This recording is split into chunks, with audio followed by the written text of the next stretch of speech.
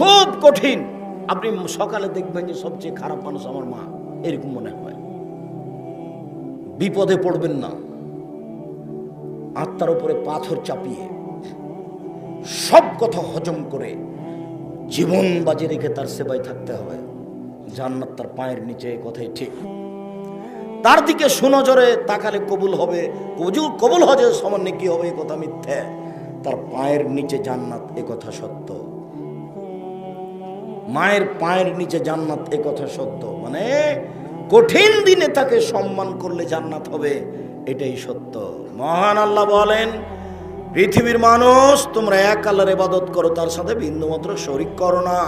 পৃথিবীর মানুষ তোমরা বাপ মায়ের সাথে ভালো আচরণ করো। 3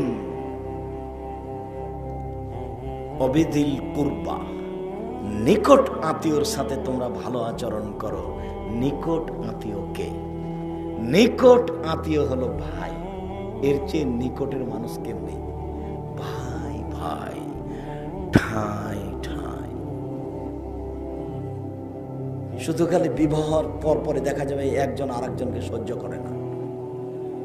সামান্য জমি ভাগ করতে গিয়ে এক সুতা ছাড়বে না, মারামারি লেগে গেছে। এটাই ঘটনা, আমার চোখের সামনের ঘটনা। ঢেকি কেটে ভাগ করে নিয়েছে 2 ভাই। আর যখন খুব জোরালো ঝগড়া লেগেছে, তখন বলছে যে আমি তো এখানে থাকবো না, চলে যাব। তো আমার ভাগটা এমন লোককে দিয়ে যাব যে তোকে উচিত সাজা দিতে পারে। ভাই বলছে, অথচ আল্লাহ বলছেন যে নিকটের মানুষ হিসেবে পৃথিবীতে সবচেয়ে নিকটের মানুষকে ভাই। বাপকে বলা হয়নি এই জন্য যে বাপের সাথে বেটার কোনো কেসাস চলে না, বাপের সাথে বেটার কোনো ভাগ চলে না। বেটার জমি জায়গা যা আছে, বেটা জমি জায়গা সব বাপের। যদিও বাপ যতদিন কাজ করতে পারবে ততদিন ছেলের খেতে পাবে না, ছেলে খেতে দিতে বাধ্য।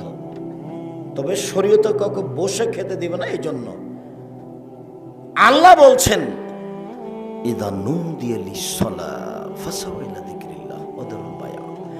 যখন আজান দেওয়া হবে জুমার দিনের, তখন তোমরা ক্রয় বিক্রয় ব্যবসা বাণিজ্য ছেড়ে দিয়ে তাড়াতাড়ি আসো সালাত আদায় করতে। ফাইজা কুজিয়াতিস সালাত, যখন সালাত শেষ হয়ে যাবে, ফান্তাসিরু ফিল আরজ, তাহলে তোমরা তাড়াতাড়ি জমিতে নেমে যাও, জমি চাষ করো, দোকান খোলো, ব্যবসা বাণিজ্যে নেমে যাও। এবারে হাতে হাতে বসে থাকার দিন জুমার দিন নয়, বসে থাকার দিন শনিবার নয়, বসে থাকার দিন রবিবার নয়। না বুঝতে পেরে মানুষ বুঝেছে বসে থাকার দিন জুমার দিন। তখন সরকার বলেছে আরো একদিন শনিবার, 2 দিন। তখন আরবি সরকার দোবাইরা বলেছে আরো একদিন, 3 দিন। চাঁপাই নবাবগঞ্জের ভাষাতে বলে যে বসে খেলে রাজার ভান্ডার খায়, মানে শেষ হয়ে যাবে। দিন রাত কাজ করতে হবে। আল্লাহ বলছে দিন রাত, দিন রাত মানে সব সময়, রাতে তো ঘুমাবে। দিন রাত কথাটার জোর দেওয়াতে বলা হয়েছে। মাগরিবের পরে খেয়ে নিবে, এসার পরে ঘুমিয়ে যাবে, এটা জরুরি নীতি। রাত 3টায় উঠতে হবে, রাত 10টা বাজতে বাজতে ঘুমিয়ে যেতে হবে সবকে। একরাহুল কালামা বাদাল এশায়ে, এশার সালাতের পরে আল্লাহর নবী কথা বলা ঘৃণা করতেন। একরাহুল নওমা কাবলাল এশায়ে, এশার সালাতের পূর্বে ঘুমিয়ে যাওয়াকে আল্লাহর নবী ঘৃণা করতেন। এশার সালাতের পরে জরুরি ধর্মীয় কোনো কথা ছাড়া কোনো কথা চলবে না। টিভি চলবে না, গল্প চলবে না, বদনাম চলবে না, আপনার কোনো রাষ্ট্রীয় কোনো কথা চলবে না। ধর্মীয় বিষয় ছাড়া কোনো কথা নেই। এখনো ঘুমিয়ে যাও। রাত 3টায় উঠবে, রাত 3টায় উঠে আকাশের দিকে লক্ষ্য করে সূরা আলে ইমরানের শেষ 5 আয়াত, শেষ রুকুর প্রথম 5 আয়াত পড়বে। যদি কিছুই না পারে তাহলে বলবে লা ইলাহা ইল্লাল্লাহু ওয়াহদাহু লা শারীকা লাহু লাহুল মুলকু ওয়া লাহুল হামদু ওয়া হুয়া আলা কুল্লি শাইইন কাদির ওয়া সুবহানাল্লাহি ওয়া আলহামদুলিল্লাহি ওয়া লা ইলাহা ইল্লাল্লাহু আল্লাহু আকবার ওয়া লা হাওলা ওয়া লা কুওয়াতা ইল্লা বিল্লাহ রব্বিগফিরলি। তাহলে সব পাপ ক্ষমা হয়ে গেছে। এরপরে যদি ভালো না লাগে তাহলে হাত তুলে দোয়া করবেন। হাত তুলে দোয়াটা হাত মিলেও থাকতে পারে, হাত ফাঁকাও থাকতে পারে। হাত উঠানোর কথা এসেছে, তবে মিললে থাকবে না ফাঁকা থাকবে এ ব্যাপারে রাসূল সাল্লাল্লাহু আলাইহি ওয়াসাল্লাম কিছু বলেননি। যদি আপনি চান তাহলে এইভাবে কাঁধ সামনাসামনি, আর যদি বলেন এখনই দিতে হবে তাহলে হাত মাথার উপরে চলে যাবে। হাত উঁচু করে বলতে হবে আপনি খুব বিপদে পড়েছেন, এভাবে বলেন। হাত একবার পূর্ণ উঁচু করে যাতে করে বকলের শব্দ দেখা যায়, বুখারী মুসলিমের হাদিস। আর বলার পদ্ধতি হলো আগে ইসমে আজম পড়তে হবে। ইসমে আজম মানে আল্লাহুম্মা ইন্নী আসআলুকা বিআন্নাকা আনতাল্লাহ লা ইলাহা ইল্লা আনতাল আহাদুস সামাদুল্লাযী লাম ইয়ালিদ ওয়া লাম ইউলাদ ওয়া লাম ইয়াকুল লাহু কুফুয়ান আহাদ। এটা হলো ইসমে আজম। আপনারা সাহেব এত বড় দোয়া তো মুখস্থ নেই, তাহলে ইউনূস আলাইহিস সালামের দোয়া, সেটা হলো ইসমে আজম। লা ইলাহা ইল্লা আনতা সুবহানাকা ইন্নী কুনতু মিনাজ জালিমিন। বলে এটা তো ভালো হয় নাই, তাহলে সূরা ফাতিহার প্রথম 3 আয়াত আলহামদুলিল্লাহি রাব্বিল আলামিন আর রহমানির রহিম মালিকি ইয়াউমিদ্দিন। এ হলো প্রশংসা। সত্তা হলো প্রশংসা প্রিয়। প্রশংসা না করলে কিছু পাওয়া যায় না। মানুষই তো প্রশংসা চাই। আপনাদের ইনি ধনী মানুষ, গ্রামের, সকালে গিয়ে যদি বলেন ভাই 5,000 টাকা দেন তো আমার ছেলের হাত ভেঙে গেছে, কে রে তুই? টাকা আমার কাছে রেখে গেছিস নাকি? আর যদি বলেন আমি আপনাকে অনুরোধ করে বলছি আমার ছেলের হাত ভেঙে গেছে, আপনি তো গরিবের প্রতি খুব দয়া করেন, সবাই আপনার কথা বলে, আপনার কথা আমি জানি আপনি দিবেন আমাকে, আপনি ফিরাবেন না, 5,000 টাকা দেন, আমি খুব বিপদে। সেই তো কি যে করি, আচ্ছা দেখি একটু পরে আয় তো। এমনি প্রশংসা করলেন তো ঠান্ডা হয়ে আছে। মানুষের কুমার আল্লাহ হচ্ছেন এর চেয়ে কোটি গুণ বেশি প্রশংসা প্রিয়। খালি প্রশংসা খুশি। যখন বলবেন আলহামদুলিল্লাহ, তখন উনি বলবে হ্যাঁ ঠিক হয়েছে, ঠিক হয়েছে। বলো কি বলবে? ঠিক হয়েছে এবার। আর যদি চান তাহলে আরো খুশি হবে। আল্লাহ নবী বলছেন লাইসা শাইউন আকরামু ইনদাল্লাহি মিনাস সাওয়ালিহ। আল্লাহর কাছে চাওয়া কাজটা যত প্রিয়, কোনো কাজ তার কাছে তত প্রিয় নয়। যখন সেখানে চাইবেন তখন বলবো হ্যাঁ ঠিক হয়েছে, কবরের কাছে তো চাওনি, ও তো দিতে পারে না তবুও গেছে ওখানে। আরে আমি তো পারি, তুমি আমার কাছে বলেছ, আগে বলেছে প্রশংসা ঠিক হয়েছে, তারপরে আমার কাছে চেয়েছ, বেশ আরো ভালো হয়েছে। আল্লাহ নবী বলছেন মানলাম ইয়াসারিল্লাহ ইয়াকযাব আলাইহি। যে আল্লাহর কাছে চায় না আল্লাহ তার উপরে অসন্তুষ্ট হন। যে আল্লাহর কাছে চায় না আল্লাহ তার উপরে অসন্তুষ্ট হন। তাহলে হলো প্রশংসা। তারপরে দুরুদে ইব্রাহিম। তারপরে 3 নম্বরে বলবেন আপনার প্রয়োজন আল্লাহ বিবুলোকে রাস্তার পাশে 3 শতক জমির ব্যবস্থা করে দাও। আল্লাহ আমাকে একটা বড় ব্যবস্থা করে দাও। বড় ব্যবসা, টাকা পয়সার অভাব নাই আল্লাহর কাছে, আপনার চাইতে কোনো ত্রুটি আছে? আর চাইবেন এইভাবে ফাইদা ফারাকতা ফানসব ওয়া ইলা রাব্বিকা ফারকাব। মুহাম্মদ সাল্লাল্লাহু আলাইহি সাল্লাম, আপনি যখন দুনিয়াবি কাজ থেকে অবসর হবেন তখন কঠোর শ্রমে আত্মনিয়োগ করুন। আমাকে যা বলবেন তা বিনয়ের সাথে কান্নাকাটি করে বলুন।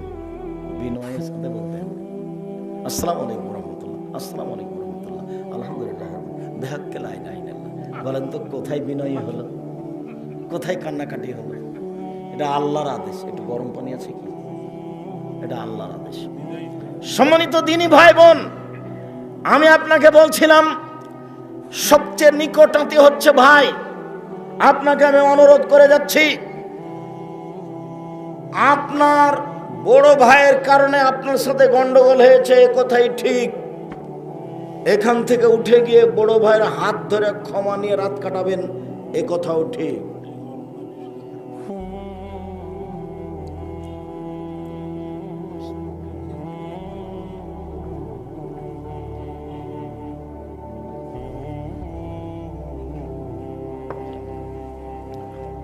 এই ছেলে, তোমার মা হলো যাও, বুঝেন আপনারা? যাও মানে 2 ভাইয়ের 2 বউ, ওরা আপোষে যায় কথা। তো তোমার মা হলো তোমার জ্যাঠানির ছোট, আর তোমার চাচি হলো বড়। তো ঘটনা গন্ডগোল কিন্তু তোমার চাচির কারণেই হয়েছে, তোমার জ্যাঠর স্ত্রীর কারণেই হয়েছে, তাকে যাকে তুমি বড় মা বলো, তো ওর কারণে ঘটনা ঘটেছে। কিন্তু আব্দুর রাজ্জাক সাহেবের বক্তব্য শোনার পরে আজকে তোমার মায়ের উচিত, তোমার মা ছোট, তোমার মা গিয়ে তার বাড়িতে গিয়ে তার হাত ধরে ক্ষমা নিয়ে বলবে বুবু আপা যা হয়েছে আমাকে মাফ করেন, আমরা 2 বোন হয়ে থাকবো ইনশাআল্লাহ। এটা জরুরি। একদিন কথা বলা বন্ধ করে সময় কাটাবেন তো ইবাদত তো কবুল হবে না। আব্দুল রাজ্জাক সাহেব, আপনারা যে কথা বলেন না মনে হয় এমনটা, আপনাদেরকে এমন দেখতে পাই বলে হতেও পারে, তবে আমি চেষ্টা করি। আমি সব সময় প্রস্তুত আছি। আর আমাকে যদি কেউ মুচি দিয়ে ডাকে আমি চলে যাব, আমাকে ব্যক্তি দিয়ে ডাকতে হবে না। আব্দুল রাজ্জাক সাহেব, আপনাকে বক্তব্য দেওয়ার জন্য বছর বছর ডাকি পাওয়া যায় না। পাওয়া যাবে না কেন? বগুড়ার যদি মেথর, বগুড়ার যদি কোনো ডোম চামার আমাকে বক্তব্য দেওয়ার জন্য ডাকে, আমি সেখানে চলে যাব যদি আমার সময়ের পরিবেশ অনুকূলে থাকে। আমি আমার নিজের ব্যক্তি হিসেবে ব্যক্তিত্ব দিয়ে 1 মিনিট বাঁচতে রাজি নই। আমি নিজের ব্যক্তিত্ব দিয়ে 1 মিনিট আমি বাঁচতে রাজি নই। লৌকিকতা দিয়ে আমি 1 মিনিট বাঁচতে রাজি নই। একেবারেই সহজ সরল স্বাভাবিকভাবে যে কোনো সময়ে মানুষের পাশে দাঁড়িয়ে দুনিয়া থেকে যেতে প্রস্তুত, এটাই আমার দাবি। আমি মাস্ক দিয়ে ভাগ্য বাড়াতে রাজি হইনি কোনোদিন। আমি 3 ফুট পর পর দাঁড়িয়ে 2020 সালের করোনা ভাইরাস থেকে বাঁচবো, এইটা আমি কোনোদিন প্রয়োজন মনে করিনি। যখন করোনা ভাইরাস দেখা দিয়েছিল তখন আমি বলেছিলাম, যদি কারো করোনা হয় তাহলে আমি তার সাথে একসাথে খেতে প্রস্তুত। যদি কেউ করোনায় মারা যায় তাহলে আমি তাকে গোসল দিব, কাফন দিব, দাফন দিব, জানাজা করব, সব করব। এতে যদি আমারও করোনা হয় তাহলে আমি বলবো না এর কারণে হয়েছে, আমি বলবো পৃথিবী সৃষ্টির 50,000 বছর পূর্বে আমার ভাগ্য লেখা হয়েছিল, সেখানে লেখা হয়েছিল আমি করোনায় মারা যাব, সেই জন্য আমাকে করোনা ধরেছে। আমি এটা বলবো। ওর গায়ের উপরে যদি পড়ে থাকে আমি, তারপরে যদি করোনা হয় তবু আমি বলবো না যে এর কারণে হয়েছে। আমি এই কথা বলে শিরক করে মরতে রাজি নই। আমি তো জানি সবকিছু লেখা হয়েছে পৃথিবী সৃষ্টির 50,000 বছর পূর্বে, যেদিন পৃথিবী সৃষ্টি হয়নি। আর আমি বলেছি আজ থেকে নিয়ে কিয়ামত পর্যন্ত যদি কাবা ঘরে আর কোনোদিন মানুষ পাশাপাশি না দাঁড়ায় তবু 3 ফুট পর পর দাঁড়ানো বৈধ হবে না। বৈধ করতে হলে মুহাম্মদ সাল্লাল্লাহু আলাইহি সাল্লামকে আবার পৃথিবীতে আসতে হবে এবং ঘোষণা দিতে হবে, পৃথিবীর মানুষ মনে রাখো, আমি মুহাম্মদ সাল্লাল্লাহু আলাইহি সাল্লাম বলেছিলাম তোমরা পাশাপাশি প্রাচীরের মতো দাঁড়াও। আমি বলেছিলাম মান সাদ্দা ফুরজাতান বানাল্লাহু লাহু বাইতান ফিল জান্নাহ, কে যদি দুইজনের ফাঁকা বন্ধ করে আল্লাহ তার জন্য জান্নাতে ঘর বানাবেন। আমি বলেছিলাম পৃথিবীর মানুষ তোমরা সালাতে যখন দাঁড়াবা নামাজে তখন প্রাচীরের মতো হয়ে দাঁড়াও, ফাঁকা বন্ধ করো। ওই যে আমি দেখতে পাচ্ছি শয়তান ফাঁকা দিয়ে ঢুকছে ছাগলের বাচ্চার মতো হয়ে। আমি এইভাবে ঘোষণা দিয়েছিলাম। আমি এখন বলছি তোমরা 3 ফুট পর পর দাঁড়াও। যেহেতু মুহাম্মদ সাল্লাল্লাহু আলাইহি সাল্লাম আর কোনোদিন আসবেন না কিয়ামত পর্যন্ত, কাজে এই সিদ্ধান্ত পরিবর্তনও হবে না।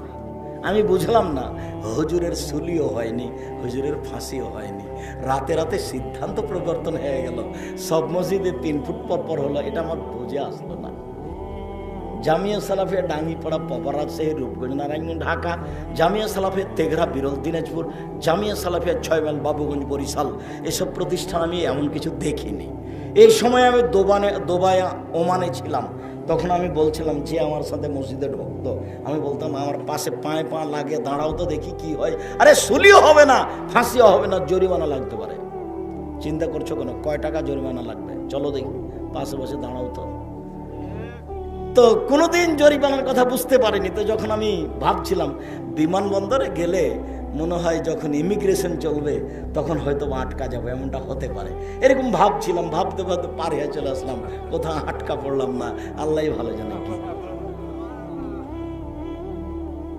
সম্মানিত দিনী ভাই বোন, রাসূল সাল্লাল্লাহু আলাইহি সাল্লাম নীতিকে ভালোবাসেন, পথ সহজ হবে ইনশাআল্লাহ।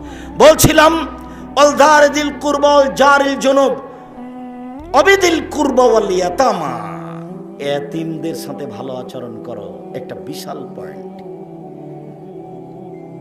সাহাল ইবনে সাদ রাদিয়াল্লাহু তাআলা আনহু বলেন রাসূল সাল্লাল্লাহু আলাইহি সাল্লাম বলেছেন আনা কাফিরুল ইয়াতিম ফিল জান্নাহ হাকাজা, যে এতিমের দেখাশোনা করবে সে আর আমি জান্নাতে এভাবে থাকবো।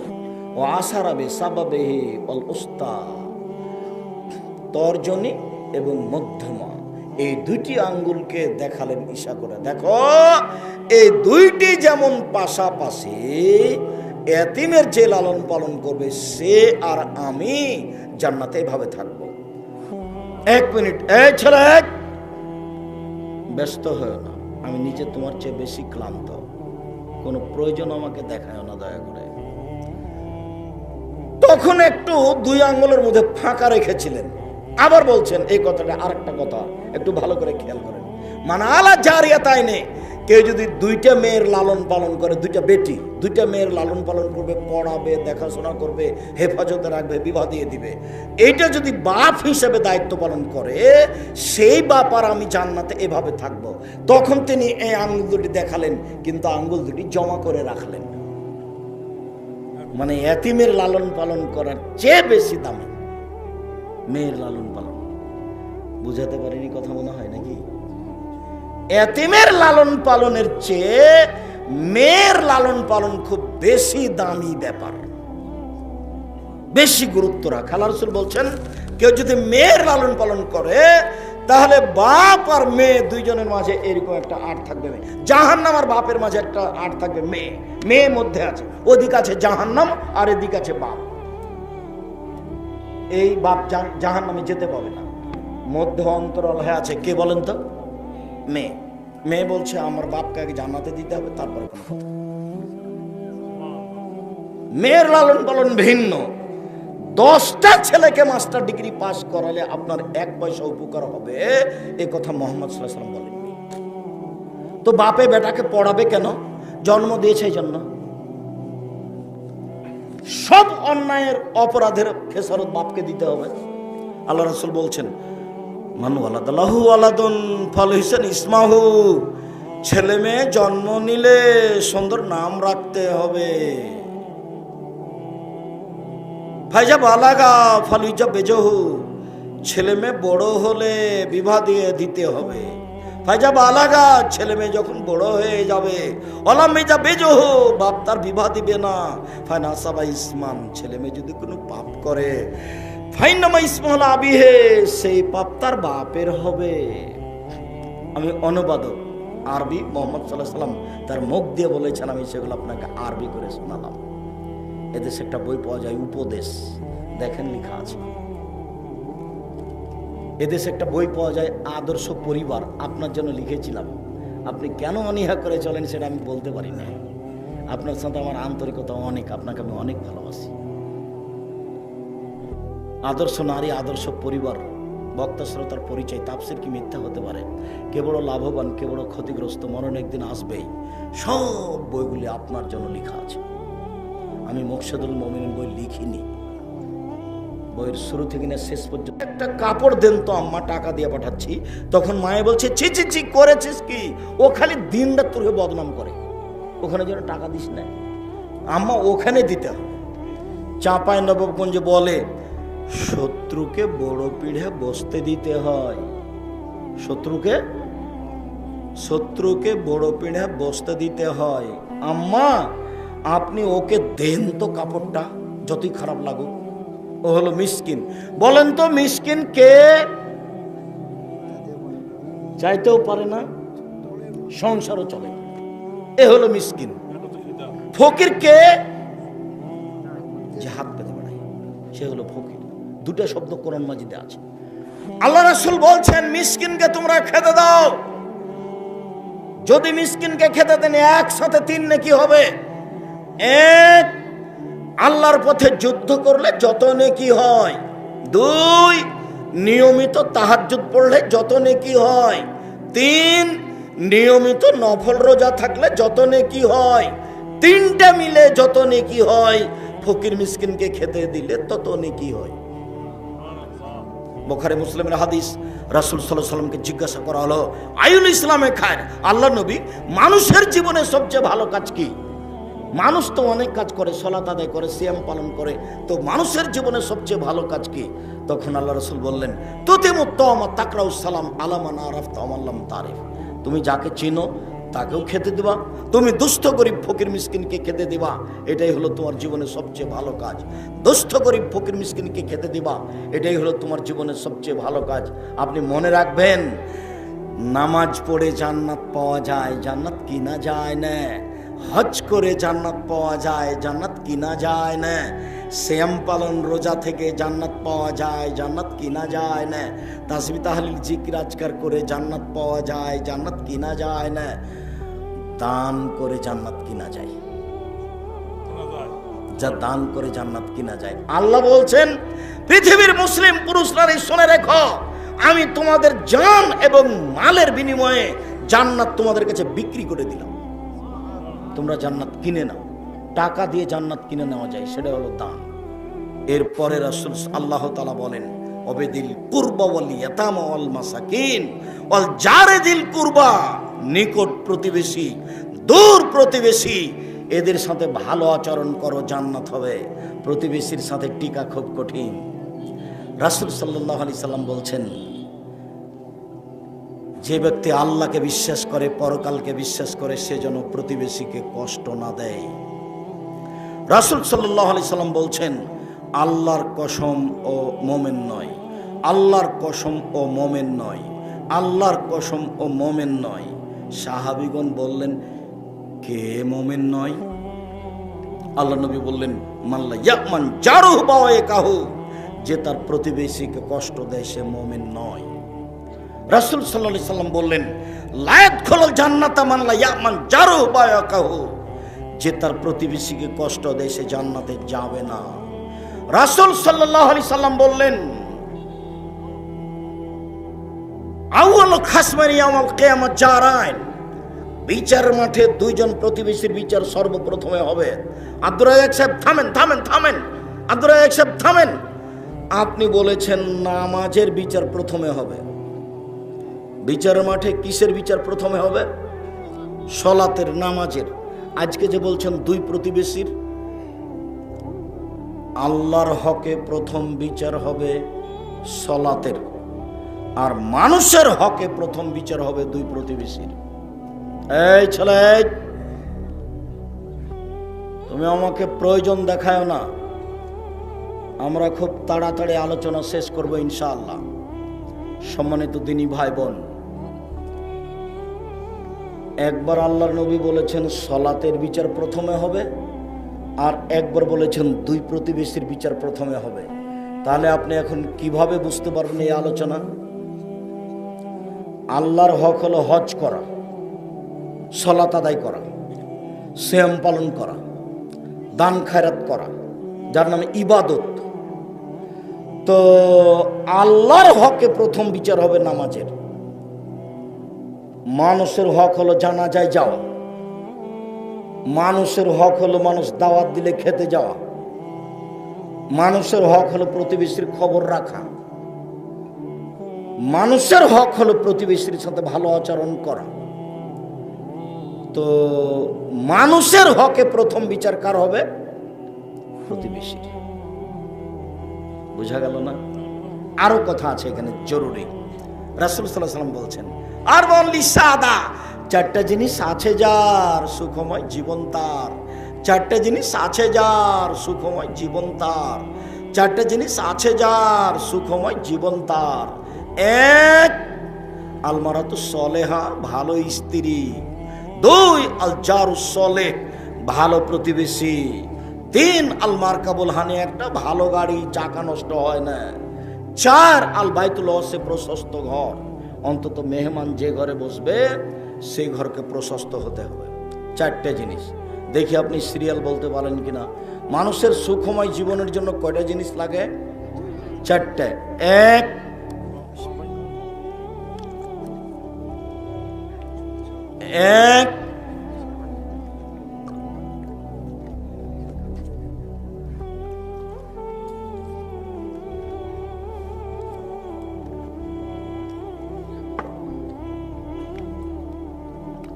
সিরিয়াল বলেন তো দেখি। ভালো স্ত্রী। দুই, ভালো প্রতিবেশী। তিন, একটা ভালো গাড়ি। চার, প্রশস্ত ঘর, প্রশস্ত বাড়ি। ছোট্ট করে ঘর করে বাড়ি বানাবেন না। খাট ধরলে আলমারি ধরে না, আলমারি ধরলে সলাতের জায়গা থাকে না। ঘরখানে আলমারি থাকতে হবে, খাট থাকতে হবে, সলাতের জায়গা থাকতে হবে অন্তত। আল্লাহ নবী এই কথা বলছেন। এইটাই 4 টাকা আবার পাল্টে ধরেছেন। কষ্টময় জীবনের 4টা জিনিস নেই যার, কষ্টময় জীবন তার, দুঃখময় জীবন তার, 4টা জিনিস নেই যার। 1 আসুয়াল মারা, খারাপ স্ত্রী। 2 আল জারুসু, খারাপ প্রতিবেশী। 3 আসু ও আলহানি মার্কাব, একটা খারাপ গাড়ি, বারবার চাকা নষ্ট হয়ে যায়। 4 আল বাইতু দাইয়িক, সংকীর্ণ ঘর। রাসূলের মুখের ভাষা এগুলি রাসূলের মুখের ভাষা, তার মুখের বলা শব্দগুলো আপনাকে আমি দেখাচ্ছি। একজন সাহাবী এসে বলছেন, আল্লাহর নবী, আমি যে ভালো মানুষ সেটা আমি কি দিয়ে বুঝবো? আমি যে ভালো মানুষ এটা আমি কি দিয়ে বুঝবো? দেখেন তো উত্তর কি দিচ্ছেন। আল্লাহ নবী বলছেন, শোনো, এই যে সামাইতা মিন জিরানিকা ইয়াকুলু আনতা হাসানতা ফাকাদ হাসানতা ওয়া ইয়া সামাইতু মিনহু আসাতা ফাকাদ আসাতা। তোমার প্রতিবেশী যখন বলবে তুমি ভালো তখন তুমি ভালো, তোমার প্রতিবেশী যখন বলবে তুমি খারাপ তখন তুমি খারাপ। আব্দুর রাজ্জাক সাহেব, আমরা যে একবার বেকায়দায় পড়ে গেলাম, তাহলে একদিনও যে ভালো হ্যাঁ কাটে না। হ্যাঁ কঠিন, তো আসলেই কঠিন। পরের হাদিস বলছে, আপনি দেখেন, তাহাজ্জুদ পড়ে বিনিময় জাহান্নাম হবে। তাহাজ্জুদ পড়ে প্রতিবেশীর কারণে। প্রত্যেকটা হাদিস গ্রন্থে প্রতিবেশীর একটা বিশাল আলোচনা আছে, লম্বা আলোচনা, প্রত্যেকটা হাদিস গ্রন্থে। কোরআন মাজিদে কয়েকবার উল্লেখ করা হয়েছে। উপদেশ বইটা পড়ে দেখেন, উপদেশ বই একটা হেডলাইন আছে, এতিম ও প্রতিবেশী। হেডলাইনের নাম কি? এতিম ও প্রতিবেশী। দেখেন আপনি, রাসূল সাল্লাল্লাহু আলাইহি সাল্লামকে বলা হলো, আল্লাহর নবী, আমি যে ভালো মানুষ সেটা আমি কি দিয়ে বুঝবো?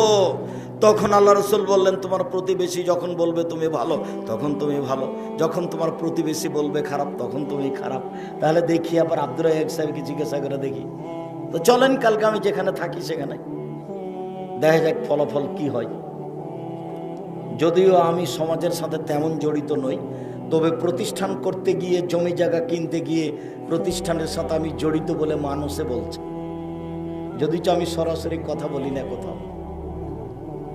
দেখুন, ভালো মন্দ হলে জামিয়া সালাফের ডাঙ্গিপাড়াতে ঢোকার সময়তে হাতের বামে একটা 2 তলা লম্বা বাড়ি দেখা যাবে। ওটার আমার 10 লক্ষ টাকা দেওয়া আছে। টাকা দেওয়ার পরে জমিয়ে দেয়নি, তারপর ও নিজে জোর করে বাড়ি করেছে। জুমার খুতবাতে আমার বলা আছে, ঢোকার সময় তো দেখবেন 2 তলা লম্বা, এটার আমার 10 লক্ষ টাকা দেওয়া আছে কেনার জন্য। সেটা রেজিস্ট্রিও দেয়নি,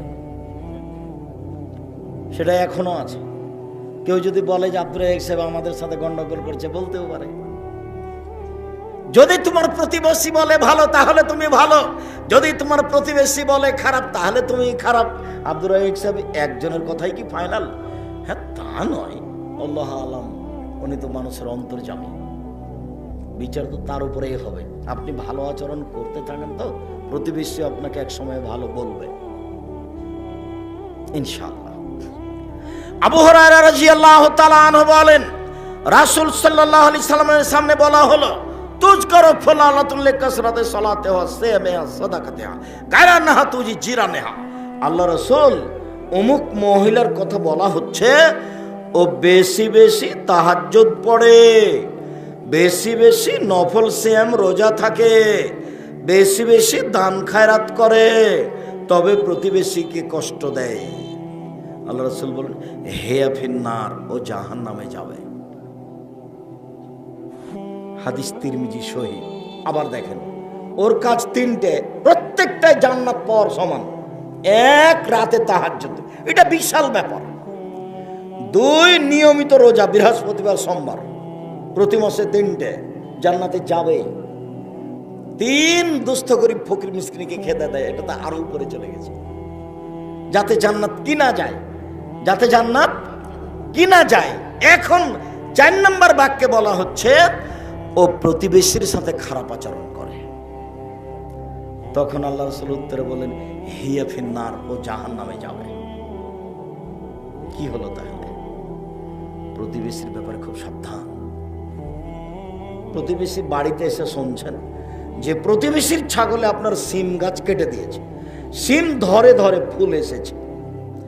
এখন আপনি রাত্রে আসতে আপনার স্ত্রী যে কত কি বলল, এমনকি বলল যে আমি ওর ছাগলের কথা বলতে গিয়ে ও আমাকে দরজায় মারতে আসে।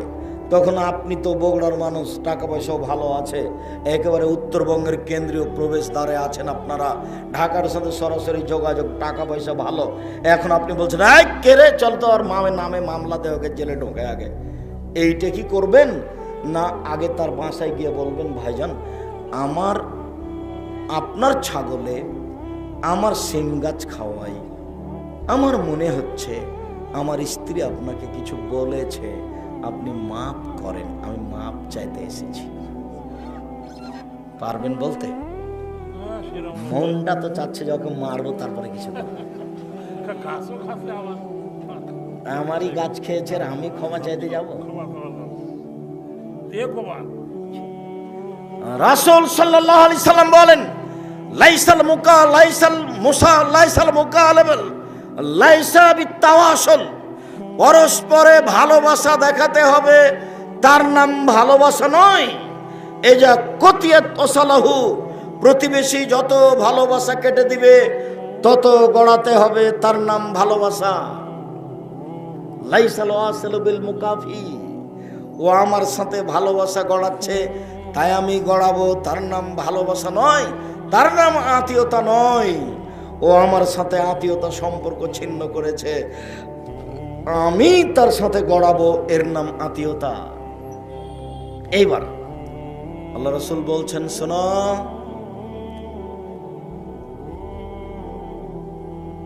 আল ওয়াসালো আত্মীয়তা আর রহমানো মিন্নি, সদাচরণ আত্মীয়তা ভালো আচরণ আমার থেকে নির্গত হয়েছে, মানে ওর নাম রহমান।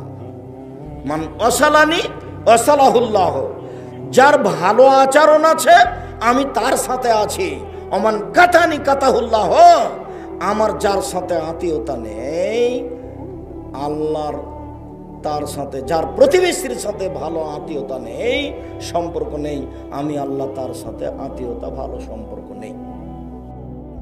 যার জন্য তোমাকে বলেছি, কালকে বলছিলাম ওই যুবতী মেয়েগুলোকে বলছি শোনো, তোমার মোবাইলে যে যুবকের নাম্বার আছে, আর তোমাকে বলছি যুবক তোমার মোবাইলে যে যুবতীর নাম্বার আছে, একবারে মারিয়াম যেভাবে বলেছিল সেভাবে বলো, ভুলে যাওয়ার ব্যাপারে।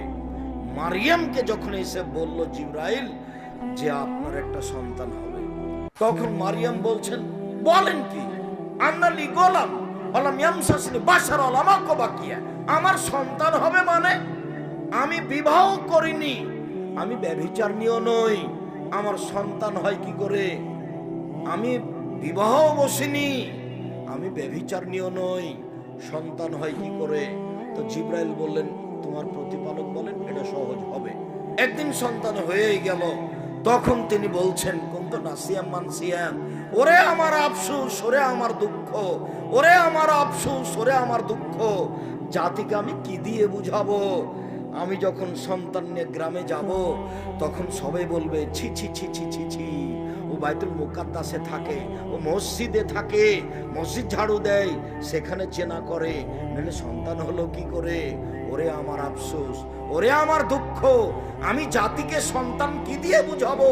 কুনতু নাসিয়া মানসিয়া, আমি পৃথিবী থেকে এমন ভাবে হারিয়ে যেতাম কেউ আমাকে না জানতো মারিয়াম কেটা, পৃথিবীতে কারো অন্তরে কারো মুখে আমি না থাকতাম মারিয়াম কেটা, একবারে নিশ্চিন্ন হয়ে যেতাম, ভুলে যেতাম, পৃথিবী থেকে আমি হারিয়ে যেতাম, কেউ আমাকে জানতো না মারিয়াম কেটা।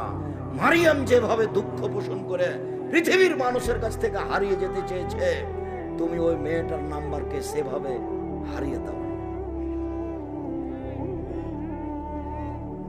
আর যুবতী মেয়ে তোমাকে বলছি তুমি ওই ছেলেটার নাম্বারকে সেভাবে হারিয়ে দাও। সেভাবে যদি হারিয়ে দিতে পারো তাহলে পৃথিবীর যে কোনো বিপদ থেকে বেঁচে যাওয়া। তুমি অশ্লীল কাজ যদি বন্ধ করতে পারো পৃথিবীর যে কোনো বিপদ থেকে বেঁচে যাওয়া। প্রমাণে হাদিস বুখারী মুসলিম। জেনার মতো নোংরা কাজ যদি তুমি বন্ধ করতে পারো পৃথিবীর যে কোনো বিপদ থেকে বেঁচে যাওয়া। আব্দুর রাজ্জাক সাহেব প্রমাণ আপনিও জানেন। কি প্রমাণ? ওই যে তিনজন লোক রাস্তায় হাঁটছিল, বৃষ্টি আসলো, গর্তের মধ্যে ঢুকলো, বড় একটা পাথর আসলো, মুখ বন্ধ হয়ে গেল। তিনজনের একজন বলল বাপ মাকে ভালোবাসি, পাথর সরিয়ে দেন, দিল কিছু। আর একজন বলল একটা কাজের লোক নিয়েছিলাম, অর্ধেক দিন কাজ করলো, টাকা দিতে চাইলাম, নিল না, রাগ করে চলে গেল। টাকা দিয়ে গরু ছাগল করলাম, অনেক দিন পরে আসলো, এসে বলল অর্ধেক দিনের টাকা দেন। আমি বললাম গরু ছাগল নিয়ে যাও। আমাকে বলল মজাক করবেন না, একদিনে অর্ধেক দিনের টাকা দেন। আমি বললাম মজাক করিনি, সব নিয়ে যাও। সব নিয়ে চলে গেল। তোমাকে সন্তুষ্ট করার জন্য করেছি, পাথর সরিয়ে দাও। কিছু দিলাম। তৃতীয় জন বলল আমার চাচাতো বোন ছিল, নারীদের মধ্যে সুন্দরী, আমি তার সাথে অশ্লীল কাজ করতে চেয়েছিলাম, তখন বলেছিল 100টি স্বর্ণ মুদ্রা লাগবে। আমার চাচাতো ভেবেছিল আমি গরিব মানুষ, আমি 100টা স্বর্ণ মুদ্রা করতে পারবো না। হাড় ভাঙা পরিশ্রম করে টাকা সংগ্রহ করে আমি আসলাম। যখন আমি অন্যায় বসলাম, তখন আমাকে বলল দেখো তুমি আল্লাহকে ভয় করো, তুমি আমাকে অসতী প্রমাণ করো না। তখন আমি অন্যায় থেকে উঠে গেলাম, আমি এটা তোমাকে সন্তুষ্ট করার জন্য করেছি, পাথরটা সরিয়ে দাও। আল্লাহ বললেন দিলাম। তুমি পাপ বন্ধ করতে পারলে পৃথিবীর যে কোনো বিপদ থেকে বেঁচে যাবা, প্রমাণে বুখারী মুসলিমের হাদিস। শুধু তাই নয়, তুমি মহিলা মানুষ, তুমি পুরুষ মানুষ, যদি জেনার যখন কথা বলা হবে, তখন যদি তুমি বলতে পারো আমি আল্লাহকে ভয় করি, আমি এই কাজে রাজি নই, তাহলে বিচারের মাঠে 7 শ্রেণীর মানুষ বিশেষ ছায়াতলে থাকবে, তুমি তার মধ্যে একজন। ওটাও বুখারী মুসলিমের হাদিস। শুধু তাই নয়, যদি এই অশ্লীল কাজকে বন্ধ করতে পারেন, তাহলে আল্লাহ আপনার জন্য জান্নাতুল মাওয়া ঘোষণা করেছেন। ওয়ানাহা নাফসা আনিল হাওয়া ফাইনাল জান্নাতা হিয়াল মাওয়া। পৃথিবীর পুরুষ নারী শুনে রেখো, যারা তোমরা অশ্লীল কাজ বন্ধ করতে পারবে, আমি আল্লাহ তাদের জন্য জান্নাতুল মাওয়া ঘোষণা দিলাম। আল্লাহ বলে রেখেছে।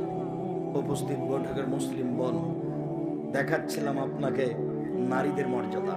উপস্থিত বৈঠকের দিনই মুসলিম ভাই, আপনাকে দেখাচ্ছিলাম নারীদের মর্যাদা। হিন্দুরা নারীদের দাম দেয়নি, ইহুদি দেয়নি, খ্রিস্টান দেয়নি। বিস্তারিত দেখতে চাইলে দেখতে পারেন কেন এই নির্যাতন কি তার প্রতিকার বইটি। বিস্তারিত দেখতে চাইলে দেখতে পারেন সম অধিকার নয়, মর্যাদা চাই। আরো একটা কথা মহিলারা সবসময় বলে থাকে যে ভাই পেল, আমার বাপ রেখে গেছে 15 শতক জমি, ভাই পেল 10 শতক, আমি পেলাম 5 শতক, তো আমার তো কমই হলো। তুমি কি বুঝেছ? তোমার স্বামীও ছিল একজন, আর তোমার ননদ ছিল একজন, তাদেরও ছিল 15 শতক জমি। তো তোমার স্বামী নিয়েছে 10 শতক, আর তোমার ননদ নিয়েছে 5 শতক।